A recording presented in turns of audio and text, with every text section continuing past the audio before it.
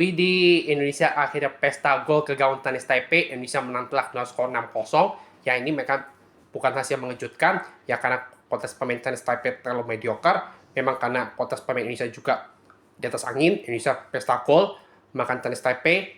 Memang kalau di secara squad, si Patrick Kluivert melakukan banyak rotasi di babak pertama, tidak memainkan Tom Haye sejak menit awal, yang lebih banyak melakukan pemain lapis kedua, tapi Indonesia bisa pesta gol. Di babak pertama aja, Indonesia unggul 4-0 loh. Itu kerjasama gol yang cukup cantik, yang kerjasama yang cukup baik, ya walaupun Indonesia masih banyak PR dan banyak kekurangan, kontrol bola suka hilang, terus suka bingung dan memutuskan decision making entah bertahan atau nyerang, dan juga Indonesia masih suka salah passing, kontrol bola suka hilang, harus diperbaiki lagi karena di bulan Oktober Indonesia akan menghadapi lawan yang lebih berat dari Chinese Taipei yaitu Arab dan Irak, maka kontrol bola, miskomunikasi harus dikurangin, atau juga salah passing itu harus diperbaiki lagi, harus dikurangin. Dan di babak kedua baru si Patrick Kluivert memasukkan banyak pemain seperti Sandy Walsh, Tom Haye, ada 2 pemain debutan loh, yaitu Mauro dan Milano Jonathans.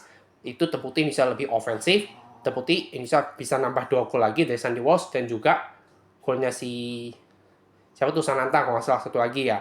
Nah ini Indonesia setelah unggul 6-0, Indonesia sebenarnya banyak dapat peluang loh dari Marcelino, Miliano, Mauro, dan beberapa kali itu Indonesia suka apa tuh, si Marcelino suka terkadang egois ya, dia main shooting padahal bisa oper, mungkin karena dia kepedean bisa cetak gol.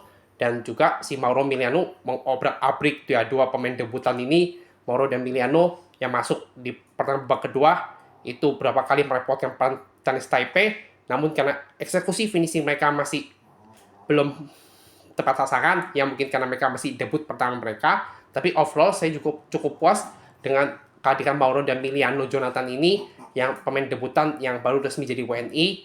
Dan pada akhirnya memang Indonesia menang telak dengan skor 6-0. Ya memang ini saya jadi bilang jangan terlalu puas ya, karena Chinese Taipei ini kualitas pemain terlalu mediocre.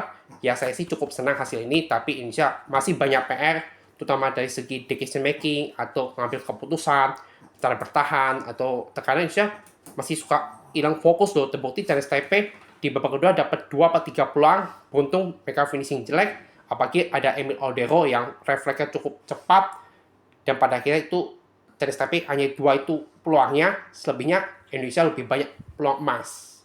Saya ucapkan selamat pada Indonesia yang akhirnya bisa mengalahkan Chinese Taipei dan skor 6-0. Itu aja dulu ya.